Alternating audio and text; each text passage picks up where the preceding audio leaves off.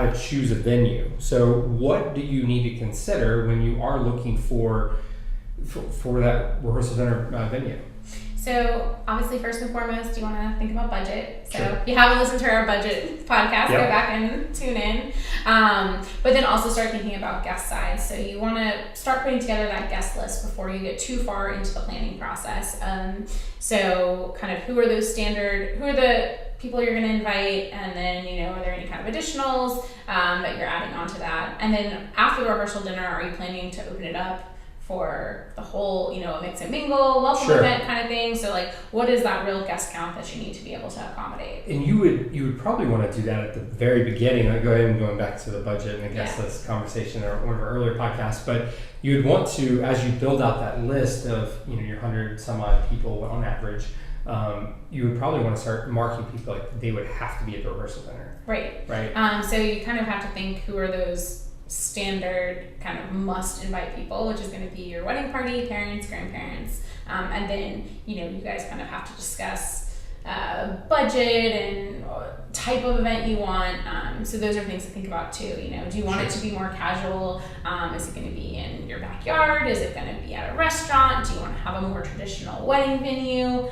Maybe there was a wedding venue you loved but was a little too small for your guest count. Or didn't fit quite your style. Yeah. So, I think also like trying to decide like what is your style for the rehearsal dinner, and knowing it doesn't have to be the exact same style. Most likely it isn't the exact same style as your wedding day. Sure. So, maybe you're having a super formal sit down dinner for the wedding, and then the night before you want to have a really casual kind of barbecue buffet situation. Yeah. So, definitely think about what that is for you guys and communicate that. Typically the groom's parents are the host of this event. Yep. So you certainly want to have a conversation with them, since traditionally that's kind of their event and the wedding is kind of the bride's parents' event.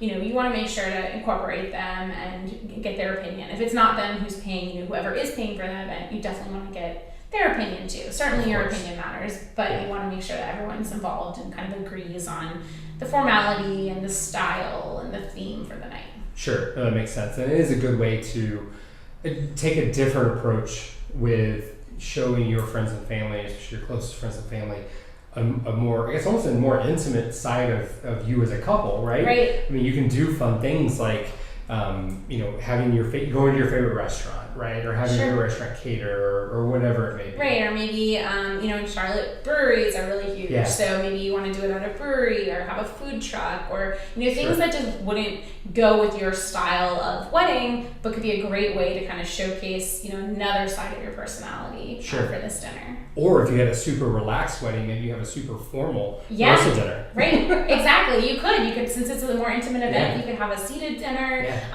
do a little more formal. Maybe it's at a more traditional kind of venue, and then the next night could be a little more casual. So you can kind of change it up. They're two totally separate events, so they don't have to be related in any way other than the fact that it's about the two of you. Right. That's awesome. So when I guess what types, you kind of touched on it a little bit, but what types of venues work best? Or is there a best?